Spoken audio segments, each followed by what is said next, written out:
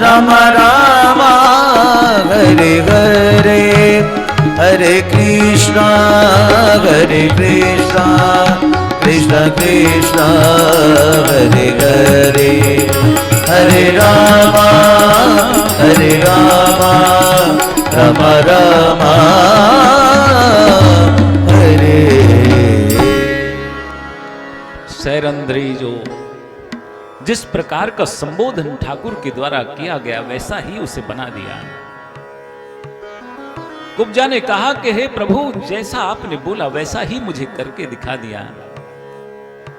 मैं कितनी सौभाग्यशाली हूं कि आपकी सेवा का अवसर आज मुझे मिला। आपने मुझे जिस प्रकार का संबोधन दिया वैसा ही मेरा स्वरूप भी बना दिया, मेरी सेवा को स्वीकार किया और इस सेवा को स्वीकार करके प्रभु आज आपने मुझे कृतार्थ कर दिया है। मैं दीनहीन अवस्था में पड़ी हुई एक दासी, एक कुब्जा को आपने आज नया जीवन दे दिया है। मैं कैसे आपकी स्तुति करूं, कैसे प्रार्थना करूं। हे गोविंद, मैं आपके चरणों में बार बार नतमस्तक होती हूं, आपको प्रणाम कर रही हूं। कुब्जा ने कहा कि प्रभु आप मेरे घर पर चलें। भगवान बोले, देख भैया, अभी तो नहीं जाएंगे, अभी तो हमने अक्रूर काका को भी मना कर दिया। तुम्हारे घर आएंगे हम एक दिन, पर अभी नहीं, क्योंकि अभी हम जिस काम के लिए आए हैं उस काम को पहले हमको करना है। अभी तो कंस मामा से भेंट करनी है, इसलिए हम तुम्हारे घर लेकिन एक दिन जरूर आएंगे, अवश्य आएंगे।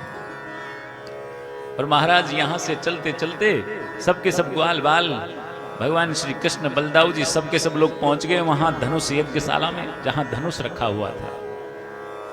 अब वहां कई सारे सेवक वहां महाराज, और उन सेवकों को देख करके भगवान गोविंद बोले कि भैया आओ, क्या हम इस धनुष को देख सकते हैं, इसको उठा करके।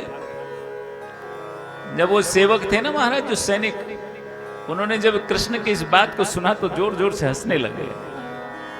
उनको लगा ये छोटा सा ग्वाला, छोटा सा बालक, 14 वर्ष के तो है महाराज, बोले लगता है विनोद कर रहा है। तो उन सैनिकों ने सोचा चलो हम भी इसके साथ विनोद कर लेते हैं। हाँ हाँ भैया, उठाओ उठाओ, कोई बात नहीं। अब महाराज उन्होंने तो कहा, श्री कृष्ण ने तुरंत उस धनुष को उठा लिया। अब उठा लिया तो कन्हैया बोले, भैया अगर तुम्हारी आज्ञा हो तो क्या इसकी डोरी खींच करके इस पर चाप संधान कर दूं।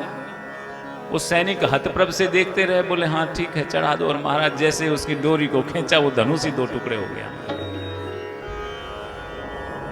भयंकर शब्द हुआ महाराज जब वो धनुष टूटा। अब उस धनुष के रक्षक महाराज, उनके तंद्रा टूटी करे, ये कोई साधारण, तुरंत दौड़े महाराज उसकी तरफ। एक टुकड़ा धनुष का भगवान श्री कृष्ण के हाथ में, एक बलदाऊ के हाथ में, और देखते ही देखते महाराज केवल उन सेवकों को ही नहीं, वो जो सेना भी आई उनके समर्थन में, उनको भी मार भगाया श्री कृष्ण ने। कंस को सूचना मिली तो कंस बोला उसको घर में मत लाओ, कहीं और ही ठहराओ भैया, कल सीधे रणभूमि में लेकर आओ, रंगशाला में उसको कुश्ती के बहाने, मल्ल युद्ध के बहाने मारना है। कंस घबरा गया और मल्ल क्रीड़ा के लिए महाराज रंगशाला में उसे बुलाया गया दूसरे दिन, श्री कृष्ण और बलराम जी को। और पहले ही कह दिया कि देखो प्रयास तो ये करना कि वो रंगशाला में प्रवेश करे, उससे पहले ही मारा जाए। इसलिए कुवल या पीड़ हाथी को मदिरा पिला करके महावत तुम तैयार रखना, और जैसे ही वो द्वार पर आए दोनों भाइयों को कुचल देना हाथी से। अब महाराज जैसी आज्ञा थी महाराज कंस की, वैसा ही किया महावत ने। उसको हाथी को मदिरा पिला करके पागल बना दिया, मदमस्त कर दिया। और उसके बाद जैसे ही श्री कृष्ण और बलराम जी द्वार में प्रवेश करने लगे, उस हाथी को दौड़ाया महाराज महावत ने श्री कृष्ण की तरफ। दौड़ता हुआ हाथी जब भगवान श्री कृष्ण की तरफ आया तो तुरंत भगवान श्री कृष्ण ने उसके दोनों दांतों को पकड़ लिया महाराज, और 100 हाथ तक पीछे घसीटते ले गए, धकेलते ले गए। थोड़ी देर तो भगवान ने खेल किया उस हाथी के साथ, और उसके बाद उसको उछाल दिया आकाश में, धड़ाम से नीचे गिरा। उस हाथी के दोनों दांत भगवान श्री कृष्ण ने उखाड़ लिए और उस महावत का भी उद्धार कर दिया। एक हाथी दांत को भगवान श्री कृष्ण ने अपने कंधे पर रखा और एक को बलदाऊ जी ने। और महाराज उस रंगशाला में प्रवेश कर गए जिसमें दुनिया भर की भीड़ लगी हुई थी। अनेक जो है वहां पर पहलवान पहले से प्रतीक्षा कर रहे थे श्री कृष्ण बलदाऊ के आने की, ताकि उनको मल्लयुद्ध के बहाने मारा जा सके। और उस भीड़ में जब श्री कृष्ण को देखा लोगों ने, तो लोगों की भावना, किसी की क्या भाव था, किसी का क्या भाव था, किसी को कैसा रूप दिखाई दिया श्री कृष्ण को, किसी को कैसा रूप दिखाई दिया है। मल्लानामस निर्णिणाम नरवरः स्त्रीणाम स्मरो मूर्तिमान गोपानाम स्वजनो सताक्षित भुजाम शास्ता स्वपित्रो शिशुः मृत्युर्भोजपते विरांग विदुषाम तत्वं परम योगिनाम वृष्णीनां पददेवतेति विदितो रंगम गतः साग्रजः। जाकी रही भावना जैसी प्रभु मूर्ति तिन देखी वैसी। पहलवानों को भगवान श्री कृष्ण ने वज्र के समान कठोर शरीर वाले व्यक्ति के दर्शन हो रहे हैं, तो साधारण मनुष्यों को नररत्न ही प्रतीत हो रहे हैं। स्त्रियों के सम्मुख जैसे साक्षात कामदेव ही खड़े हों, गोपों को उसमें अपना स्वजन दिखाई दे रहा है। दुष्ट राजाओं को कठोर दंडदायक शासक के दर्शन श्री कृष्ण में हो रहे हैं, तो वृद्ध पुरुषों को जैसे कोई बालक ही हो, शिशु दिखाई दे रहा है श्री कृष्ण में। कंस को तो जैसे साक्षात यमराज मृत्यु ही सामने खड़ी हो। अज्ञानियों को विराट, योगियों को परम तत्व और भक्तों को अपने इष्ट देव के दर्शन भगवान श्री कृष्ण में हुए। कहते हैं कि रौद्र, अद्भुत श्रृंगार, हास्य, वीर, वात्सल्य, भयानक, विवत्स, शांत, प्रेमा, भक्ति, सब प्रकार के रस के दर्शन भगवान श्री कृष्ण में वहां पर हुए। अब यहां जो मल्ल युद्ध के लिए तैयार बैठे थे, मुष्टिक, चारणूर, कूट, तोशल, छल, इन सब ने, चारणूर ने युद्ध की चुनौती दी। चारणूर ने भगवान श्री कृष्ण को, कृष्ण हमारे साथ मल्ल युद्ध करो। कन्हैया बोले देखो भैया, हमने कभी पहले तो किया नहीं मल्ल युद्ध, क्योंकि हम तो गैयाएं चराने वाले ग्वाले हैं, हमको अनुभव नहीं है ये लड़ाई झगड़े का, इसलिए हमें तो क्षमा करो, तुम किसी और के साथ करो। मुष्टिक बोला नहीं नहीं, हमने तुम्हारी पहलवान वीरता के किस्से सुने हैं, तुमने अभी अभी कोले या पीड़ हाथी को मारा है, आओ हमारे साथ मल्ल युद्ध करो। भगवान श्री कृष्ण और बलदाऊ मना करते रह गए, वो दोनों टूट पड़े महाराज। भगवान ने देखा भाई अब ये मामा के सेवक नहीं मान रहे हैं, तो कोई बात नहीं, इनकी सेवा भी जरूरी है। और महाराज कृष्ण भगवान चारणूर के साथ मल्ल युद्ध करने लगे, तो मुष्टिक के साथ बलराम जी, और जब वो दोनों हार नहीं पाए दोनों पहलवानों से, तो उसके बाद तो कूट, तो सलसल, जितने भी पहलवान थे सब टूट पड़े। और भगवान ने एक एक करके महाराज इन सब का उद्धार किया, और तुरंत उछल करके चढ़ गए जहां सिंहासन पर कंस बैठा हुआ था, और कंस को तुरंत बाल पकड़कर उठा लिया। प्रगृह्य केशेषु चलत किरीटम निपात्य रंगोपरि तुंग मंचा तस्योपरिष्टात् स्वयमब्जनाभः पपात विश्वाश्रय आत्मतंत्रः।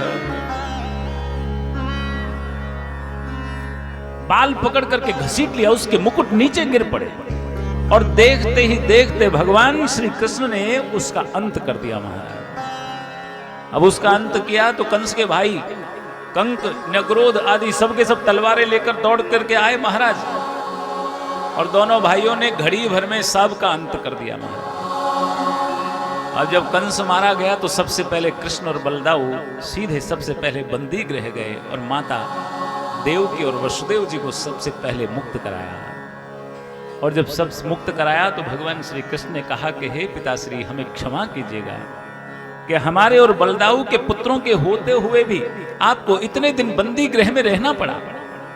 वसुदेव देवकी कहते हैं कि हमको इसका जरा सा भी कष्ट नहीं है, जरा भी पछतावा नहीं है, क्योंकि तुम्हारे जैसे पुत्रों को प्राप्त करके हम तो धन्य हैं, क्योंकि तुम्हारे कारण आज ये दुष्ट राक्षस का कम से कम अंत हुआ है।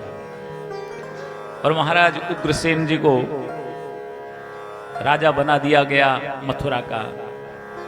कालांतर में उसके बाद नंद बाबा को अनेक प्रकार की भेंट सामग्री देकर के भगवान श्री कृष्ण ने समझाया कि बाबा आप तो जानते हैं कि मुझे यहाँ बहुत सारे अभी काम है मथुरा में, इसलिए मुझे यहाँ रहना पड़ेगा। और अनेक प्रकार की भेंट सामग्री देकर के नंद बाबा और जो ग्वालवाल आए थे ना महाराज, उनके साथ सबको विदा कर दिया। और इधर भगवान श्री कृष्ण बलराम जी के साथ हैं, क्योंकि अब तक तो यहाँ वहां खेलते रहे महाराज, पढ़ने का अवसर ही नहीं मिला था। और द्विजाति समयोचित यज्ञोपवीत जो है गर्गाचार्य जी महाराज के द्वारा दोनों भाइयों का कराया गया। और उसके बाद काश्यप गोत्री सांदीपन मुनि के यहाँ आश्रम में उनको अवंतीपुर उज्जैन भेजा गया विद्या अध्ययन के लिए। 64 दिन में 64 विद्याएं सीख ली। कहते हैं कि दुनिया में 64 प्रकार की विद्याएं होती है, और भगवान ने वो 64 विद्याएं मात्र 64 दिनों में ही सीख ली। चाहे गाना हो, चाहे बजाना हो, नाट्य हो, चित्रकारी हो, जल बांधना हो, आभूषण बनाना हो, सिलाई करना हो, भोजन कर, जितनी भी विद्याएं होती हैं सब 64 विद्याएं सीख ली। और विद्या अध्ययन करने के बाद गुरुदेव को उनके मृत पुत्रों को वापस ला करके गुरु दक्षिणा दे करके भगवान श्री कृष्ण और बलराम जी महाराज मथुरा को पधारे। एक दिन मैया ने सोचा कि भगवान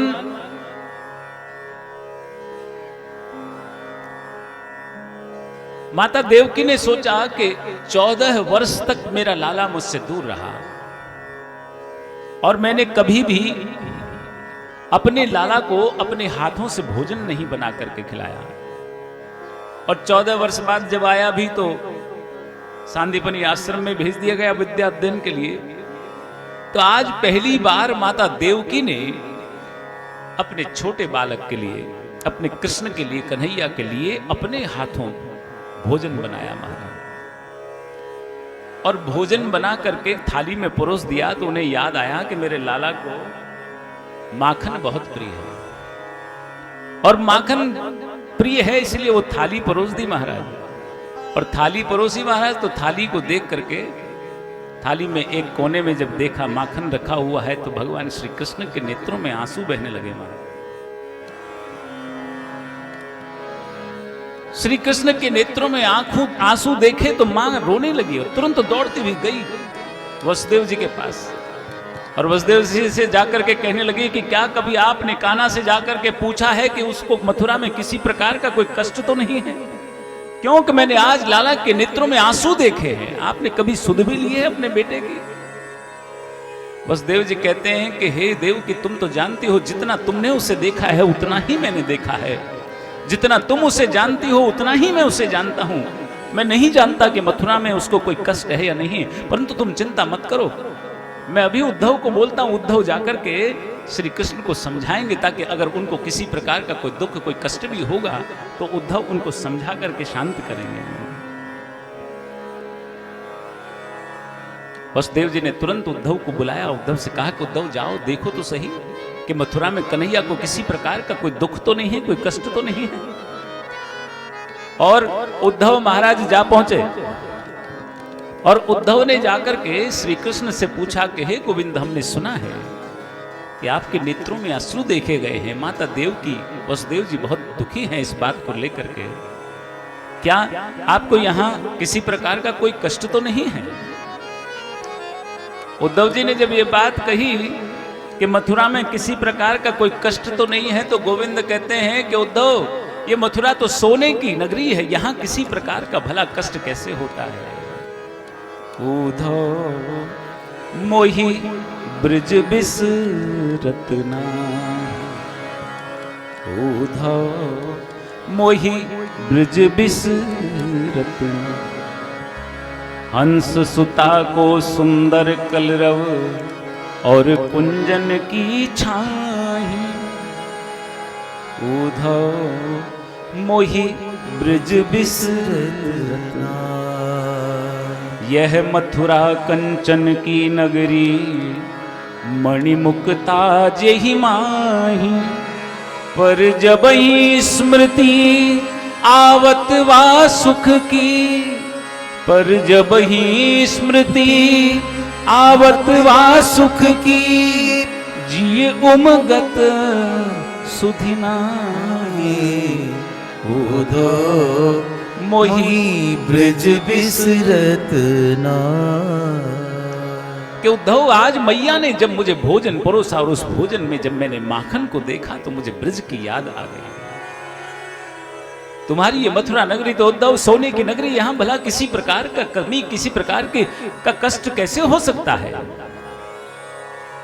परंतु बोले जब भी मुझे ब्रज की याद आती है ना, उन गोपियों की याद आती है, माता यशोदा की, नंद बाबा की याद आती है ना, तो मेरे नेत्रों से आंसू बह निकलते हैं। गोदी में जिसकी मैं पला वह भूमि श्री ब्रज भूमि है, खाई जहां की मृत्तिका वह भूमि श्री ब्रज भूमि है। राधादि के संग खेल कर, गोपादि के संग मेल कर, प्रतिदिन जहां गोरस पिया वह भूमि श्री ब्रज भूमि है। गौवें चराई क्षेम से, बंसी बजाई प्रेम से, रज सिर चढ़ी जिसकी सदा वह भूमि श्री ब्रज भूमि है। बैकुंठ गोलोकादि सब ब्रज से नहीं बढ़कर है अब, ब्रह्मादि की आनंददा वह भूमि श्री ब्रज भूमि है। उद्धव ब्रज की याद आती है, उन गोपियों की याद आती है। माता यशोदा कितना निहोरा करती थी। वो गोपियां माखन, उनके यहां माखन की चोरी करता था, और बार बार जिस दिन मैं उनके यहां नहीं जाता ना तो वो उल्हाना देने के लिए बहाने, शिकायत लेकर के मेरी मैया के यहां आ जाती थी। उनकी याद के कारण ही, क्योंकि मैं जब भी उनको याद करता हूं मेरा हृदय भर आता है, और इसी कारण से मेरे नेत्रों में आंसू आ गए। उद्धव ने कहा कि गोविंद, आप तो स्वयं नारायण हैं, परमात्मा हैं, आप किस प्रकार की लीला कर रहे हैं? यदि आप कहें, आपकी आज्ञा हो तो मैं जाकर के उनको ब्रह्म का उपदेश करूं, ताकि गोविंद कहते हैं कि मुझे चिंता इस बात की नहीं है कि मुझे उनका स्मरण होता है, उनकी याद आती है। अरे मैं रोता इसलिए हूं क्योंकि वो मेरी याद में निरंतर आंसू बहा रही है। रो इसलिए रहा हूं कि कभी भी मेरे आने के बाद मेरे नंद बाबा को, मेरी मां यशोदा को कभी चैन नहीं मिला है। उन्होंने एक क्षण के लिए मुझे नहीं भुलाया है, चूंकि वो मेरी याद में रो रहे हैं, विलाप करते हैं, स्मरण करते हैं, इसके कारण मुझे दुख होता है। उद्धव बोला, गोविंद आप मुझे आज्ञा दीजिए, मैं जाऊं और जाकर के उनको ब्रह्म का उपदेश करूं, ताकि वो जान सके कि आप कौन हैं और कभी विलाप नहीं करें आपके याद में। गोविंद बोले कि उद्धव, अगर ये संभव हो तो तुरंत जाओ, कि गहर जन लाओ उद्धव आज ही जाओ ब्रज, आवत है याद गोप और गैयन की। उठत उर पीर मन आवे नहीं धीर, ओस करत अधीर बास बंसी बट छैयन की। उन्हें समझइयो आवेंगे दो भैया, और जय हो नंद रैया। मेरो नाम ले उधो कहियो प्रणाम, मेरी मैया के पायन में ऊध भी कन्हैया के। ये उद्धव, यदि ये संभव है कि तुम उनको ब्रह्म का उपदेश करके हमेशा के लिए वो मुझे भूल जाए, ऐसा कर सकते हो तो आज ही जाओ, क्योंकि मेरे हृदय में पीड़ा उठती है जब याद आती है, धैर्य नहीं रख पाता हूं। जब उस बंसी बट की, उस यमुना तट की, उन गोपियों के द्वारा जो माखन की चोरी में किया करता था, उसकी जब याद आती है, उसका स्मरण आता है, तो मैं अपने आप को रोक नहीं पाता हूं, इसीलिए मुझे अश्रु जल बहने लगते हैं। और वहां जाओ तो माता यशोदा से मिलकर के प्रणाम कहना उनके चरणों में कि तुम्हारे ऊधमी कन्हैया ने प्रणाम किया है। परंतु उद्धव, जब वहां जाओगे ना तो वहां जाने से पहले, वृंदावन में प्रवेश से पहले, तुम्हें वृंदावन अधीश्वरी श्री राधे की, तुमको उनसे आज्ञा लेनी होगी ब्रज में प्रवेश के लिए, वृंदावन में प्रवेश के लिए। और जब बोले वहां पर तुम वृंदावन में जाओ और श्री राधे से तुम्हारी भेंट हो, तो वहां जाकर के श्री राधे से कहना कि हे वृषभान सुते ललते, मम कौन कियो अपराध तिघारो, काढ़ दियो ब्रज मंडल ते, अब औरहु दंड रयो अति भारो। सो कर ल्यो अपनो कर ल्यो, निकुंज कुटी यमुना तट प्यारो, आप सुजान दया की धाम, भई सो भई अब बेगी संभारो। कि हे उद्धव, जब वहां जाकर के आप राधा जी से भेंट करो, राधा जी की आज्ञा के बिना तुम्हारा वृंदावन में प्रवेश संभव नहीं है। और जब राधे से तुम मिलो तो उनसे कहता ना कि हे वृषभान सुते हे ललते, हमसे ऐसा कौन सा अपराध हुआ है कि आपने हाथ पकड़ करके ब्रजमंडल से हमें बाहर निकाल दिया। जो हुआ सो हुआ, आपने जो दंड दिया है बहुत भारी दंड है राधे। जो हुआ सो हुआ, आप तो दया की धाम है, सुजान है, उनसे कहिएगा कि हमें निकुंज की याद आती है, यमुना तट की कुटी की याद आती है, वहां जो हमने राज किया उसकी याद आती है। आप तो दया की धाम है, हुआ सो हुआ, अब तो कम से कम हमारी संभाल करो। उद्धव ने देखा जब भगवान श्री कृष्ण के कहते कहते नेत्रों से अश्रु जल बहने लगा। प्रभु, आप इस प्रकार से विलाप कर रहे हैं, आप चिंता मत कीजिए, बिल्कुल परेशान मत होइए। मैं जाकर के बस अभी गया और संध्या तक संभव हुआ तो 1-2 दिन लग जाए, परंतु मैं उनको ब्रह्म का उपदेश करूंगा ताकि वो कभी आपको याद करके रोएंगे नहीं। कन्हैया कहते हैं कि उद्धव, जब वहां जाओ न तो सबसे पहले मेरी मैया के पास जाओ तो उनके चरणों में प्रणाम करके उनको मेरा संदेश देना। उद्धव मैया तेज कहियो, तेरो लाला दुख पावे, मैया को सुनैयो। उद्धव मैया तेज कहियो, तेरो श्याम दुख पावे, मैया को सुनैयो। उद्धव मैया तेज कहियो, तेरो लाला दुख पावे, मैया को सुनैयो। उद्धव मैया तेज कहियो। उद्धव, जब वहां पर जाओ और मैया को प्रणाम करके मेरा नाम लेकर के संदेश दो तो मैया से कहना कि मैया तेरी बहुत याद आती है, मैं आपको भुला नहीं पा रहा हूं। कहना कि याद आती है उस क्षण की जब तुम मुझे माखन रोटी खिलाया करती थी। कभी थोड़ी देर के लिए अपने नेत्रों से ओझल हो जाता था तो कनुआ कनुआ कह करके पुकारा करती थी। कहना कि मैया बहुत याद आती है उस ब्रज की, तुम्हारे उस सामिप्य की। कोई न खवावे मोहे माखन रोटी, जल अचराम करावे। माखन मिश्री नाम न जानू, माखन मिश्री नाम न जानू। कनवा कह के कोई ना भुलावे, मैया को सुनियो। दो मैया तेज कहियो, तेरो श्याम दुख पावे, मैया को सुनियो। खूब अवसर मिलेगा इसके लिए, बैठ जाओ। दो मैया तेज कहियो। मैया से जाकर के कहना, उद्धव तो जो माखन रोटी अपने हाथों से खिलाती थी ना उसकी याद आती है। क्योंकि यहां तो कोई भी माखन नहीं जानता, यहां तो अनेक प्रकार के स्वादिष्ट व्यंजन बनाए जाते हैं, परोस दिए जाते हैं। माखन रोटी खिलाने के बाद जो तू अपने हाथों से कुल्ला कराती थी, अपनी जो है पल्लू से मेरा मुख पोंछ दिया करती थी, मुख धोने के बाद, उसकी याद आती है मुझे। यहां तो माखन मिश्री का कोई नाम ही नहीं जानता। भिन्न भिन्न प्रकार के स्वादिष्ट व्यंजन मेवे परोस दिए जाते हैं। और मैया तू जो कनवा कनवा कह करके पुकारती थी ना उसकी बहुत याद आती है। क्योंकि यहां तो राजाधिराज महाराज यदुवंश शिरोमणि कृष्णचंद्र महाराज, इतना बड़ा नाम हो गया। और याद आती है उस क्षण की जब नंद बाबा मुझे अंगुली पकड़ करके चलाना सिखाया करते थे।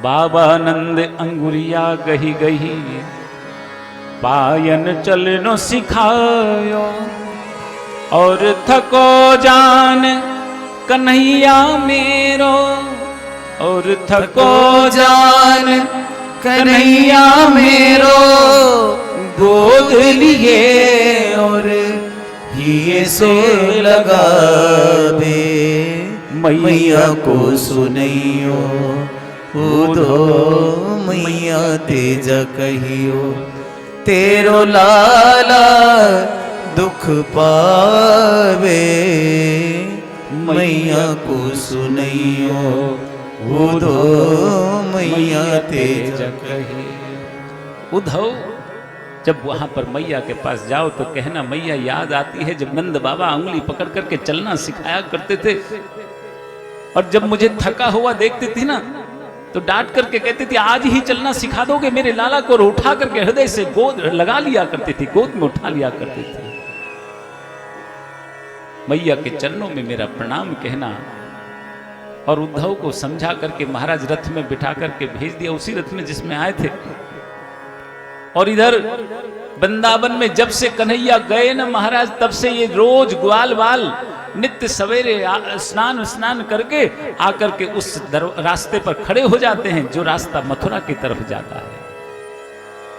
इसी आशा के साथ कि आज कन्हैया जरूर लौट करके आएंगे। और रोज संध्या हो जाती है, कन्हैया आते नहीं, और संध्या को मैया से कहते हुए जाते, अरे यशोदा मैया आज भी तेरो लाला नहीं आयो है। और मैया की स्थिति तो ऐसी है, रो रो करके इतना जल बहा दिया महाराज कि घर से नदी ही निकल गई। ये ग्वाल बाल रोज प्रतीक्षा करते हैं। और आज मथुरा की तरफ से एक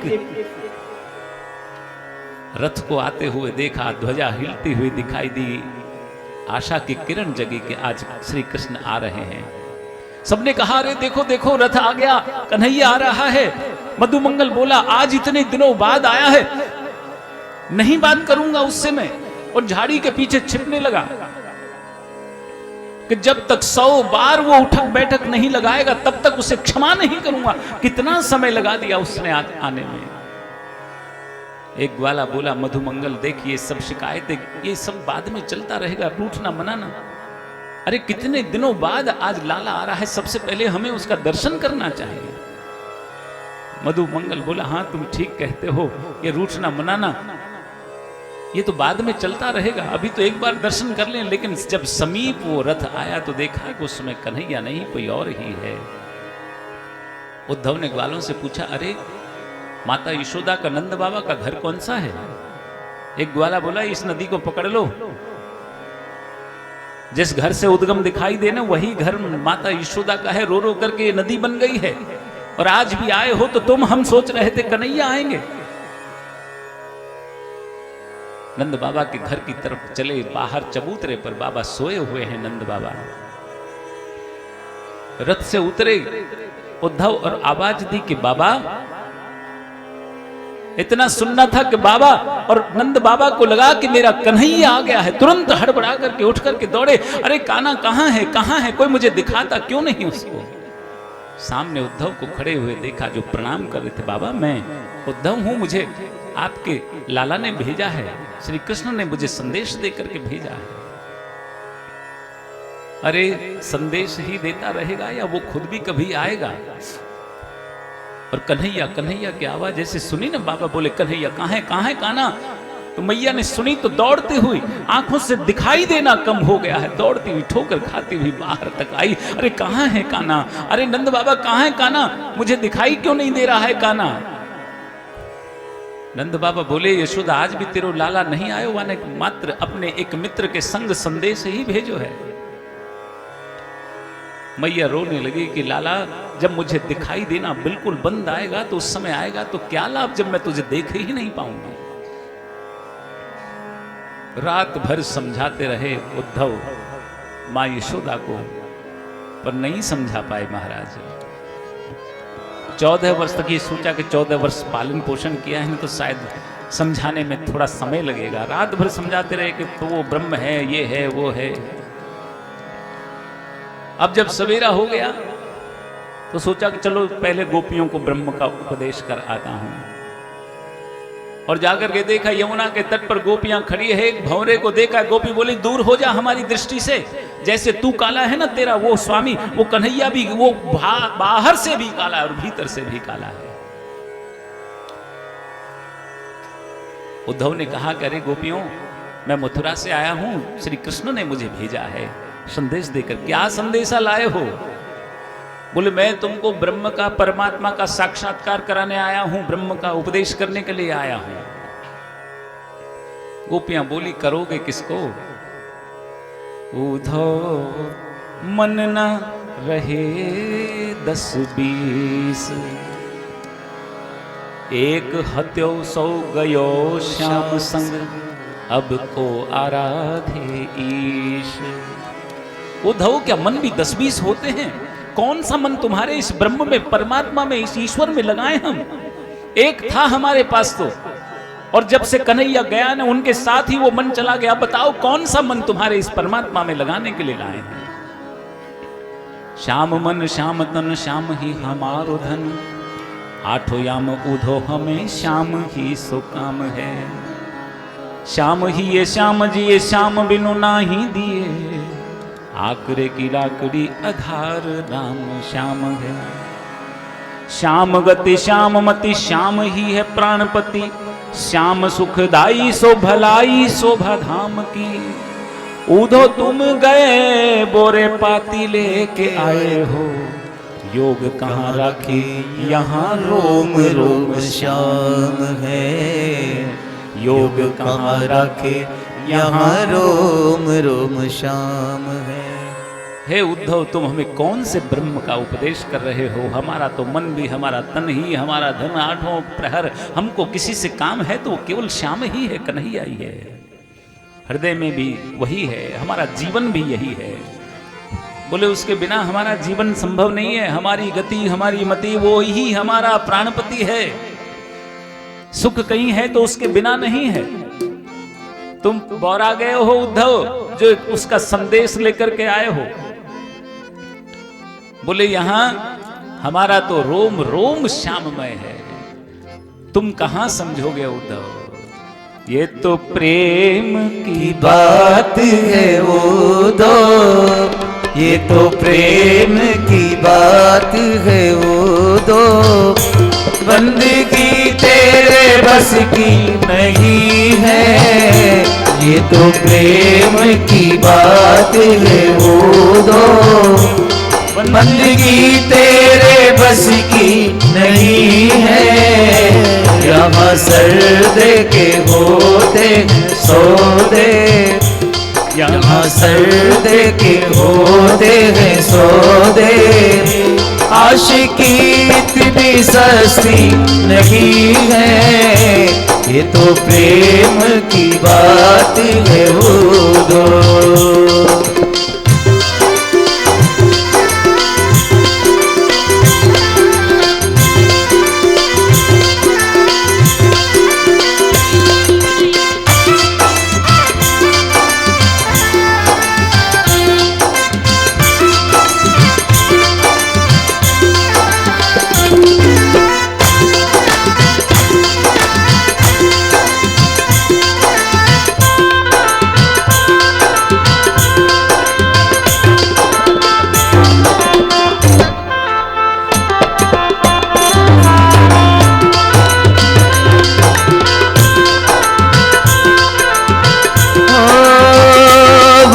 वालों ने कब वक्त पूछा, उनकी पूजा में सुन ले उद्धव।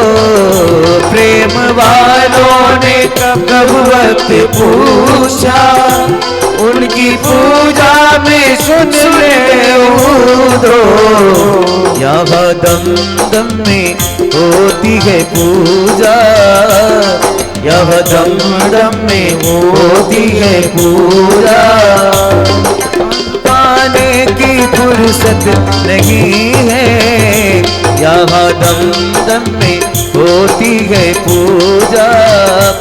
सर झुकाने की फुर्सत नहीं है, ये तो प्रेम की बात है उधो।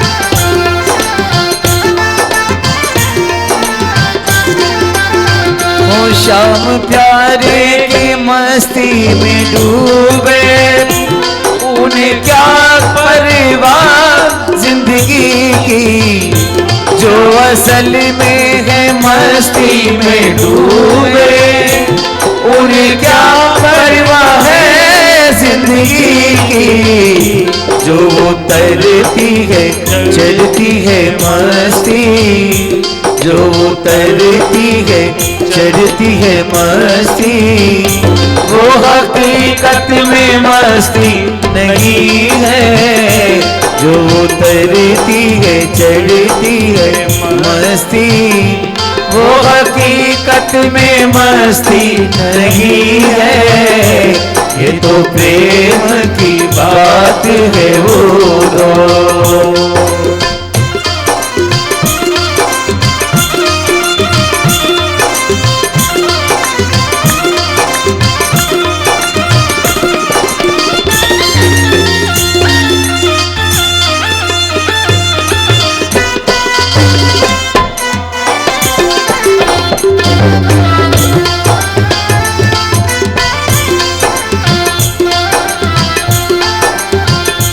जिनकी नजरों में है श्याम प्यारे, वो तो रहते हैं से न्यारे, जिनकी नजरों में है श्याम प्यारे, वो तो रहते हैं जग से न्यारे, जिनकी नजरों में है श्याम प्यारे, वो तो रहते हैं जग से न्यारे, जिनकी नजरों में मोहन समाए, जिनकी नजरों में मोहन समाए, वो नजर फिर तरसती नहीं है, जिनकी नजरों में मोहन समाए, वो नजर फिर तरसती नहीं है, ये तो प्रेम की बात है वो दो। बंदगी तेरे बस की नहीं है, बंदगी तेरे बस की नहीं है, बंदगी तेरे बस की नहीं है।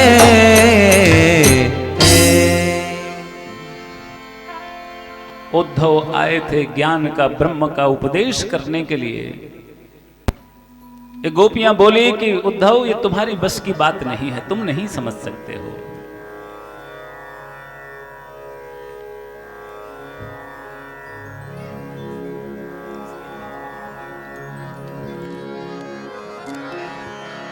जिसे एक बार जीवन में, ये गोपी कोई साधारण मानव नहीं महाराज, बड़े बड़े ऋषि मुनि हैं जिन्होंने कठोर तपस्याएं की। और ब्रह्मा जी प्रसन्न हुए तो उनसे वरदान मांगा कि हमें आपका सामीप्य सुख चाहिए, इसलिए गोपी बना देना। और गोपियों के लिए तो बोले प्रभु का वियोग है ना, ये भी बहुत आनंददायी है महाराज। जिसे एक बार जीवन में प्रभु का प्रेम मिलता है, उसे बस आंसुओं के हार का उपहार मिलता है। न पूछो उस दिल की बेकरी का, न पूछो उस दिल की बेकरी का, हाल मत पूछो, न तन से प्राण जाते हैं, न प्राणाधार मिलता है। भला किसको दिखाएं मर्ज की, भला किसको दिखाएं मर्ज की बढ़ती हुई मंजिल, न कोई वैद्य मिलता है, नहीं उपचार मिलता है। दूर रहने पर भी ना जाने क्या क्या बात होती है। हृदय के तार से जब उस हृदय का तार मिलता है, जिसे एक बार जीवन में प्रभु का प्यार मिलता है। जहां कुछ छल छलाता, जहां कुछ छल छलाता अश्रु जल दिखलाई देता है, उसी मानस में हमें वह सांवरा सरकार मिलता है। जिसे प्रभु का प्रेम मिल गया ना महाराज जी, और प्रभु का प्रेम तब मिलता है जब नेत्रों से अश्रुजल बहने लगे। ये गोपियां याद करती है, नेत्रों से अश्रुजल बहाती है, लेकिन कभी भी वृंदावन छोड़ के मथुरा नहीं गई महाराज। उद्धव उपदेश करने लगा, ब्रह्म क्या है, ज्ञान क्या है, भक्ति क्या है, वैराग्य क्या है। बोले ये सब हमारे लिए बेकार है, व्यर्थ है। खुसरो दरिया प्रेम का वाकी उल्टी धार, जो उभरा सो डूब गया, जो डूबा सो प्रापार। कि हे उद्धव, तुम हमें क्या, किस ज्ञान का, किस ब्रह्म का, किस परमात्मा का उपदेश करने के लिए आए हो? हमने तो केवल एक चीज को जाना है कि हम प्रभु श्री कृष्ण की भक्त हैं। और तुम अगर ये सोचते हो कि मथुरा दूर है, तो मथुरा दूर नहीं है। यदि वियोग के कारण हमें दुख होता, कष्ट होता, तो हम मथुरा जाकर के उनसे भेंट कर सकती थी। लेकिन कन्हैया हमको छोड़कर भला गए कहां हैं? वो तो हम सबके बीच में। आज भी देखो उद्धव, वो सामने कदम्ब के वृक्ष पर कन्हैया बैठे हुए हैं। और इन गोपियों ने श्री कृष्ण के दर्शन वहीं वृंदावन में ही करा दिए उद्धव को महाराज। देखो यमुना के तट पर कैसे नृत्य कर रहा है। और वो गोपियां महाराज जैसे बोलते हैं ना, वैसे वहीं कन्हैया दिख जाते हैं उद्धव को। उद्धव ने कहा कि मैं भूल कर बैठा, मुझे अभिमान था, अहंकार था ज्ञान का, परंतु आज मैंने जाना कि भक्ति और प्रेम के से ऊपर कोई नहीं है। ऊधो सूधो है चलो, अरे सुन गोपिन के बोल, ज्ञान बजाई डुम डुमी, प्रेम भजायो ढोल। आया तो ज्ञान का उपदेश करने के लिए था, परंतु प्रेम और भक्ति का पाठ पढ़ करके गया उद्धव। और अब तो आए तो ये कह करके थे कन्हैया से, कन्हैया चिंता मत करो, 1-2 दिन में आ जाऊंगा, पर 6 महीने यहां रहे वृंदावन में उद्धव। और 6 महीने तक रोज गोपियों से यमुना के तट पर बैठकर भगवान श्री कृष्ण की बाल लीलाएं सुनते। बकासुर की लीला कैसे हुई, गोवर्धन को कैसे धारण किया, एक एक लीला बड़े भाव से, बड़े ध्यान से सुनते महाराज। और 6 महीने बाद गए ना महाराज उद्धव श्री कृष्ण के पास, तो जाते ही श्री कृष्ण पे नाराज हो गए कि कन्हैया तुम बहुत कठोर हो, तुम्हारा हृदय बहुत कठोर है।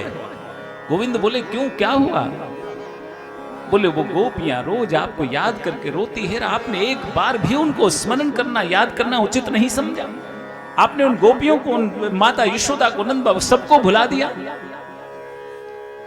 गोविंद कहते हैं कि उद्धव, यदि गोपियों को, ब्रजवासियों को कभी भुलाया हो तो मुझे नंद बाबा की सौगंध। ब्रजवासी वल्लभ सदा, ब्रजवासी वल्लभ सदा, मेरे जीवन प्राण, इनहू कबहू बिसारियो, मोहे नंद बाबा की आन। कि उद्धव, यदि इन ब्रजवासियों को कभी भुलाया हो तो मुझे नंद बाबा की सौगंध, वो तो मेरे जीवन प्राण है, मैं भला उनको कैसे भुला सकता हूं महाराज। गोपियों ने तो श्री कृष्ण के दर्शन कराए थे वृंदावन में, और भगवान श्री कृष्ण ने उन गोपियों के दर्शन वहां मथुरा में करा दिए। ले देखो सामने वो गोपियां खड़ी हैं, दूर थोड़े ही ना है महाराज। अक्रूर जी के घर भी गए कन्हैयास, कुब्जा के घर भी गए। इधर महाराज जब से कंस को मारा था ना भगवान कृष्ण ने, तो कंस का ससुर है जरासंध, अस्ति और शास्ति का पिता। और जब कंस मारा गया तो जरासंध ने सौगंध ली थी कि इन यदुवंशियों को मैं कभी चैन से नहीं बैठने दूंगा, और यदुवंशियों के नाश का संकल्प कर लिया, उसने निश्चय कर लिया। और 23 अक्षौहिणी सेना लेकर के उसने मथुरा पर आक्रमण कर दिया महाराज। और युद्ध हुआ, परंतु भगवान से, गोविंद से कौन जीत सकता था वाला। एक बार हारा, 2 बार हारा, पर वो भी चैन से नहीं बैठता महाराज, बार बार आक्रमण करता। 17 बार उसने आक्रमण किया और 17 बार ही भगवान श्री कृष्ण ने उस जरासंध को पराजित किया। इधर नारद जी ने एक और काल यवन था, उसको भी प्रेरित कर दिया, भाई तुम जाओ, तुम्हारा मित्र जरासंध अकेला बार बार आक्रमण करता है, तुम भी चढ़ाई करो मथुरा पर। काल यवन गया, तो काल यवन ने जब आक्रमण किया तो भगवान ने दूसरी लीला रची महाराज। अकेले कन्हैया ही वहां से मथुरा से निकल करके भागे, तो आगे आगे तो कन्हैया दौड़ रहे हैं, पीछे पीछे ये काल यवन, और एक गुफा में घुस गए महाराज। उस गुफा में महाराज मुचकुंद शयन कर रहे थे, सो रहे थे। ये मुचकुंद असल में देवासुर संग्राम के समय इन्होंने देवताओं की तरफ से युद्ध किया था, और जब युद्ध पूरा हुआ तो इंद्र ने पूछा, बताइए महाराज क्या सेवा की जाए। बोले सेवा क्या है, बस अब वापस जाएंगे पृथ्वी पर अपने घर को। बोले महाराज पृथ्वी के और यहाँ पर स्वर्ग के समय में बहुत अंतर है। युद्ध करते करते आपको इतना समय हो गया कि अब आपकी कई पीढ़ियां भगवान को प्यारी हो गई, अब आपको कोई पहचानेगा भी नहीं वहां। तो बोले जब वहां हमें कोई पहचानने वाला ही नहीं है तो फिर जाने का क्या लाभ। इंद्र ने कहा बताइए फिर भी मैं आपको क्या दे सकता हूं, कोई भी इच्छा हो वो वरदान मांगे। बोले इंद्र यदि आप दे सकते हैं तो फिर एक काम कीजिए, मुझे वरदान दीजिए कि मैं गहरी नींद में सो जाऊं, हमेशा सोता रहूं, और यदि कोई बलात् हठपूर्वक मुझे जगाए तो उस पर दृष्टि पड़ते ही वो भस्म हो जाए। इंद्र ने यह वरदान दिया था, और ये इस गुफा में मुचकुंद सोए हुए थे।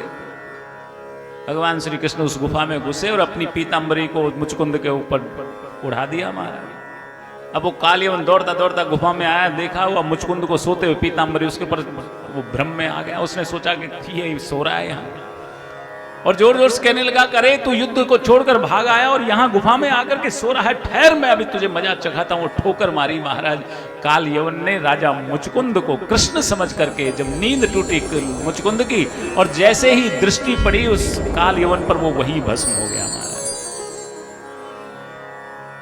राजा मुचकुंद को भगवान ने कृतार्थ किया, अपना लोक प्रदान किया। उसके बाद लौट करके आया, 18वीं बार फिर तैयारी जरासंध की युद्ध आक्रमण के लिए।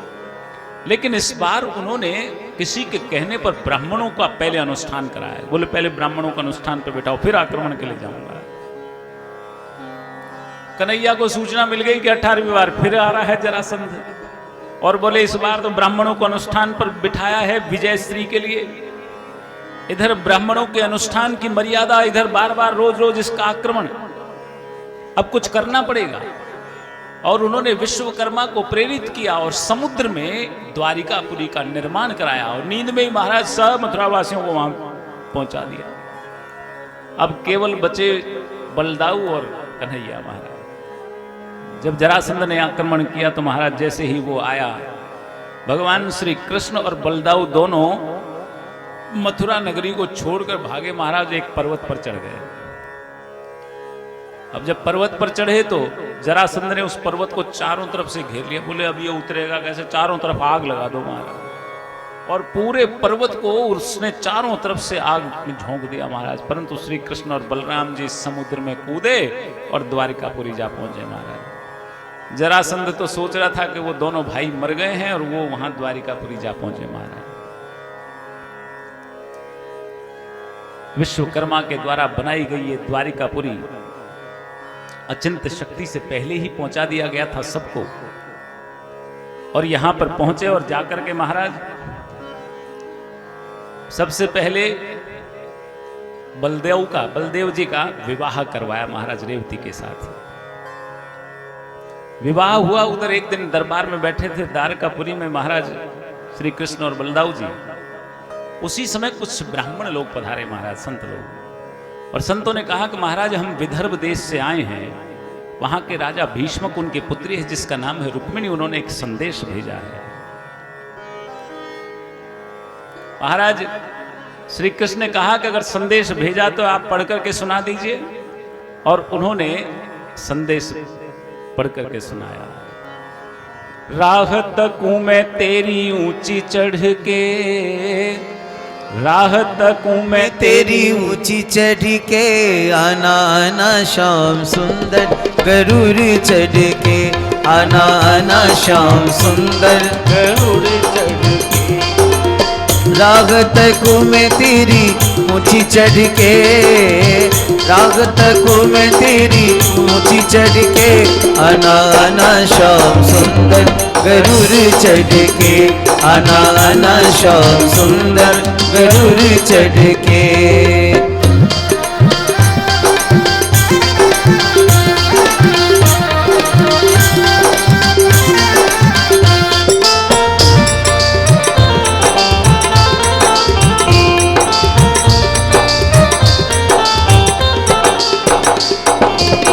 भैया रुक्मी जन्म का बैरी, भैया रुक्मी जन्म का बैरी, जाने लगन पढ़ाई चंदेरी, जाने लगन पढ़ाई चंदेरी, आया शिशुपाल सिर मोर धर के, आया शिशुपाल सिर मोर धर के, आना आना श्याम सुंदर गरुड़ चढ़ के, आना आना श्याम सुंदर गरुड़ चढ़ के।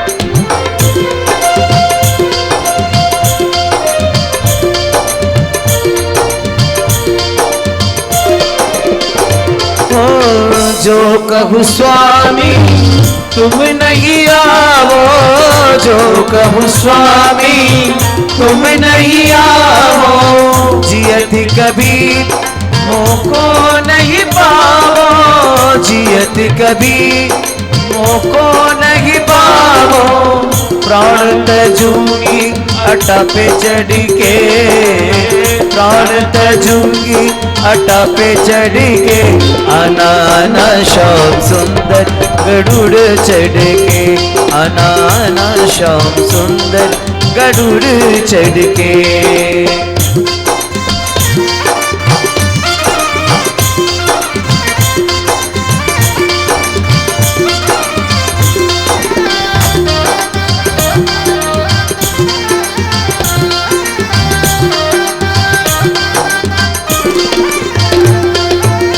गौरी पूजन को मैं जाऊं, गौरी पूजन को मैं जाऊं, ऐसो नाथ समय ना पाऊं, ऐसो नाथ समय ना पाऊं, ले चलो मोहे रथ बिठा के, ले चलो मोहे रथ बिठा के, आना आना श्याम सुंदर गरुड़ चढ़ के, आना आना श्याम सुंदर गरुड़ चढ़ के।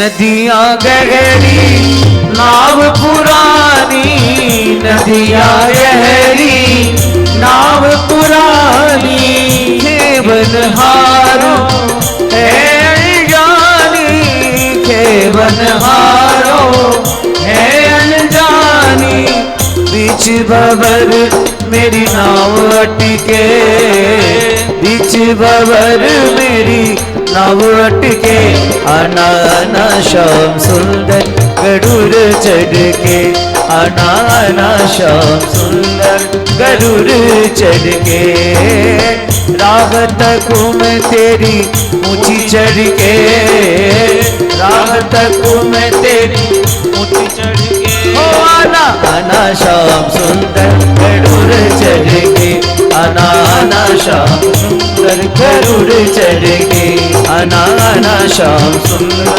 गरुड़ चढ़ के, आना आना श्याम सुंदर गरुड़ चढ़ के। रुक्मिणी ने ब्राह्मणों के साथ संदेश भेजा महाराज।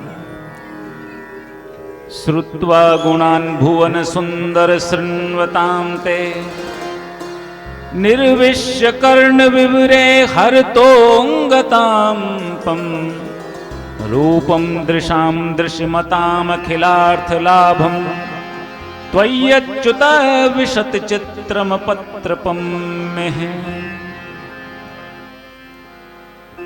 ब्राह्मणों ने आकर के संदेश दिया कि महाराज हम भीष्मक नरेश के पुत्री रुक्मिणी का संदेश लेकर के आए हैं। उसके भाई रुक्मी ने